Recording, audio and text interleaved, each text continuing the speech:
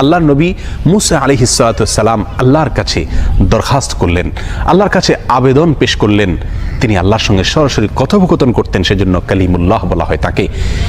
আল্লাহর সঙ্গে সরাসরি কথা বলতে গিয়ে একবার তিনি আবেদন করলেন, আল্লাহ আমাকে আপনি একটি জিকির, একটি দোয়া শিখিয়ে দিন, যে জিকির, যে দোয়া আমি সব সময় পাঠ করব, সব সময় আমল করব। আল্লাহ সুবহানাহু ওয়া তাআলা তখন মুসা আলাইহিস সালাতু ওয়াস সালামকে বললেন, কুল লা ইলাহা ইল্লাল্লাহ, হে মুসা আপনি লা ইলাহা ইল্লাল্লাহ এই দোয়াটি সবসময় পাঠ করবেন, এই জিকিরটি সবসময় পাঠ করবেন, এটা আপনাকে আমি দিলাম। মুসা আলাইহিস সালাতু ওয়াস সালাম কিছুটা আশ্চর্যান্বিত হয়ে আল্লাহ সুবহানাহু ওয়া তাআলাকে বললেন, আল্লাহ লা ইলাহা ইল্লাল্লাহ এটা তো এমন একটি বাক্য, এমন একটি জিকির, এমন একটি দোয়া যেটা সকলেই বলে, সব মানুষই বলে। আমি তো আপনার কাছে স্পেশাল কোনো দোয়া চেয়েছিলাম, বিশেষ কোনো দোয়া চেয়েছিলাম।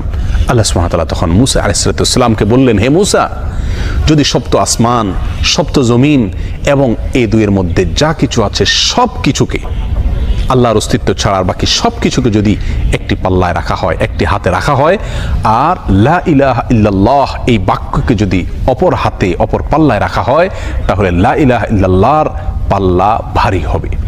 এত ওয়েটফুল এই আমল, এত ওজনী এই আমল, এই জিকির।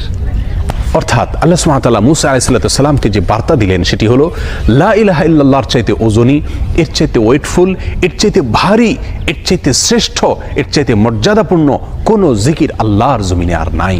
প্রিয় বন্ধুগণ, মুসা আলাইহিস সালাতু ওয়াস সালামের জন্য সবচেয়ে স্পেশাল দোয়া হিসাবে, সবচেয়ে স্পেশাল জিকির হিসাবে আল্লাহ সুবহানাহু ওয়া তাআলা যে দোয়াটি নির্বাচন করলেন, যেটাকে সবচাইতে ওজনী আমল হিসাবে আল্লাহ সুবহানাহু ওয়া তাআলা স্পষ্টভাবে ব্যক্ত করলেন, সেটি হলো লা ইলাহা ইল্লাল্লাহ। অথচ এই লা ইলাহা ইল্লাল্লাহ এটাকে আমরা খুব সাধারণ একটি জিকির মনে করি, খুব সাধারণ একটি দোয়া মনে করি, আমরা বিশেষ আমল খুঁজে বেড়াই। অথচ এর চাইতে বিশেষ, এর চাইতে স্পেশাল কোনো আমল আল্লাহর জমিনে আর হতে পারে না। জিকিরের মধ্যে যত জিকির আছে, যত দোয়া আছে, যত আমল আছে, সমস্ত জিকিরের ভিতরে সবচেয়ে শ্রেষ্ঠ, সবচেয়ে ওজনী আমল, সবচেয়ে ওজনী জিকির হলো এই লা ইলাহা ইল্লাল্লাহর জিকির।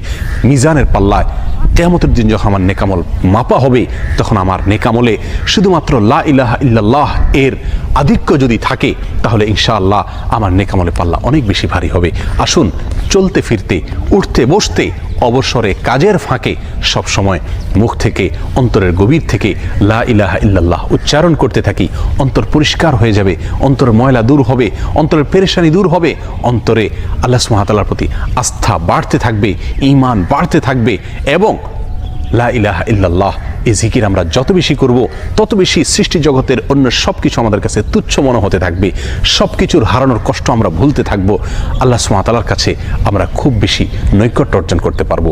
আসুন বলতে থাকি বেশি থেকে বেশি, অন্তরস্থল থেকে ঈমানের সঙ্গে লা ইলাহা ইল্লাল্লাহ।